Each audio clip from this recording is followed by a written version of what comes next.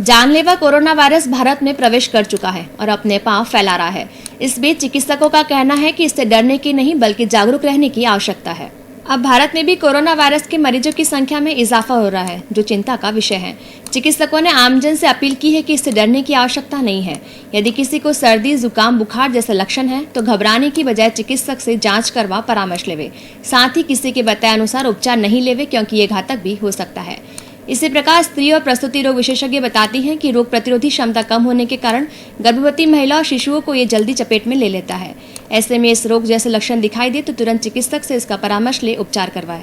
इसलिए गंभीरता से लेने की जरूरत है, क्योंकि एक महामारी की तरह फैल रहा है और गर्भवती महिलाएं एवं जो बच्चे होते हैं वो उनमें उनका जो इम्यूनिटी होती है, जो रोग प्रतिरोधक जो उनकी क्षमता होती है वो वैसे भी कम हो जाती है।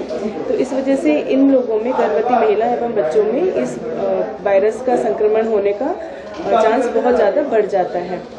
इसके कुछ प्रमुख लक्षण होते हैं जो कि काफ़ी नॉर्मल वायरल या नॉर्मल जो सर्दी जुकाम के लक्षणों जैसे मिलते जुलते हैं। और इसके अलावा जो अपन को डेली रूटीन में ध्यान रखने वाली चीज़ है उसमें कि डेली आपको पानी पीना है लगातार।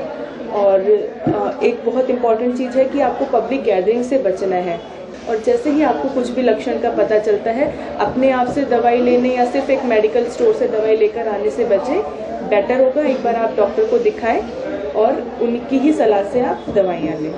तब तक लक्षणों से आप तुरंत ये मत समझें कि अगर लक्षण छींक जुकाम खांसी हो गए तो इसका मतलब नहीं आपको कि कोरोना वायरस ने पकड़ लिया या इस डिजीज ने पकड़ लिया।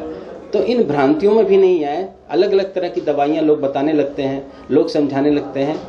मेरा ये कहना है आप अपने भीतर अपने रेजिस्टेंस पावर को बना के रखें, सुरक्षा रखें, अपने हाथ को साफ रखें।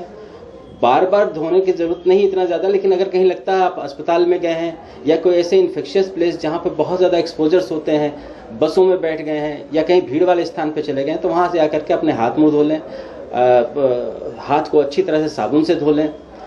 और इतना ज़्यादा ये भी नहीं कि आप मास्क लगा के घूमते रहें, हवा में इतना बुरी तरह से फैल गया जिससे आप डरें।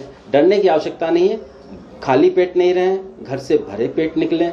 जहाँ भी जाना हो, किसी भीड़ वाले स्थान पे जाना है तो वहाँ से आप निकल के साफ सुथरे रहें और दूसरों को भी अवेयर करें।